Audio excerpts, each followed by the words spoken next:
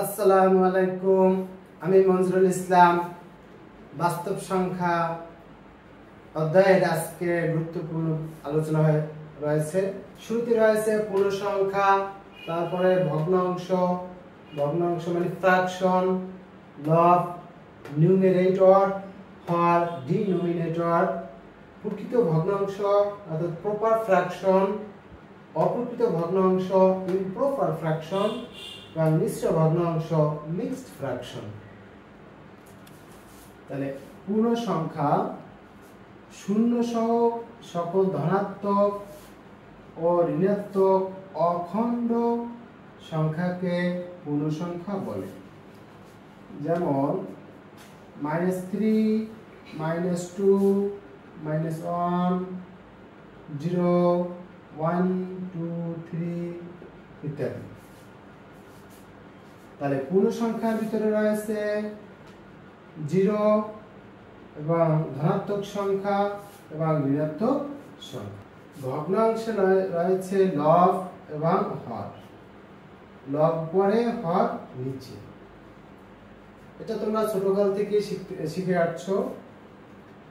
আমরা নবম দশম শ্রেণীর বইতে রয়েছে p/q আকারের সংখ্যাকে ভগ্নাংশ বলা হয়, যেখানে pq belongs to z পূর্ণ সংখ্যা, q not equal 0, q not equal 1 এবং pq পরস্পর সহমৌলিক। এটা গুরুত্বপূর্ণ বিষয়। ভগ্নাংশ হবে p/q আকারে অর্থাৎ লব বাই হর আকারে, যেখানে q এর উপর শর্ত রয়েছে, বিশেষ করে q 0 হতে পারবে না, 1 হতে পারবে না। আর একটা বিশেষ শর্ত, pq এর গসাগু হতে হবে 1। যদি p less than q হয়, অর্থাৎ p এর চেয়ে q যদি বড় হয়, এর মানে হচ্ছে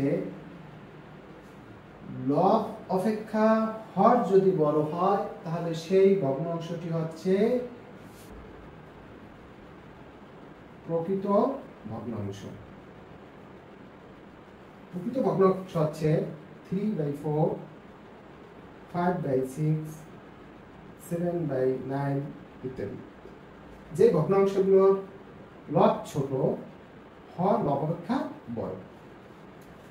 যদি p greater than q হয়, তাহলে সেই ভগ্নাংশটি হচ্ছে অপ্রকৃত ভগ্নাংশ। অর্থাৎ যখন হর থেকে লব বড় হবে, p হচ্ছে লব, q হচ্ছে হর, q এর চেয়ে p বড় হলে সেটা হবে অপ্রকৃত ভগ্নাংশ।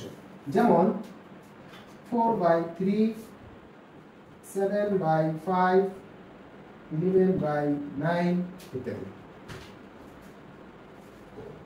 ভগ্নাংশের সাধারণত যে দুটি রাশি রয়েছে, একটি লব আর একটি হর। বিশেষ করে দুটি ইংলিশ শব্দ হচ্ছে নিউমেরেটর এবং হরের হচ্ছে ডিনোমিনেটর। তাহলে এরপরে রয়েছে আমাদের মিশ্র ভগ্নাংশ। মিশ্র ভগ্নাংশ যে ভগ্নাংশে বিশেষ করে একটা পূর্ণাংশ এবং একটা প্রকৃত ভগ্নাংশ এর সমন্বয়ে গঠিত দুটি অংশ। একটা হচ্ছে পূর্ণ সংখ্যা আর একটা হচ্ছে প্রকৃত ভগ্নাংশ। যেমন 3, 4, 1 এটা একটা মিশ্র ভগ্নাংশ।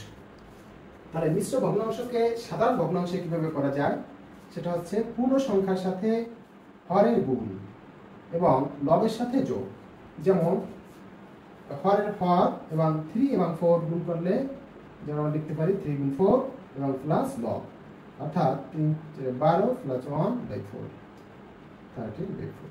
তাহলে এভাবে মিশ্র ভগ্নাংশকে আমরা সাধারণ ভগ্নাংশে রূপান্তর করতে পারি। ধন্যবাদ সবাইকে আমার সাথে থাকার জন্য।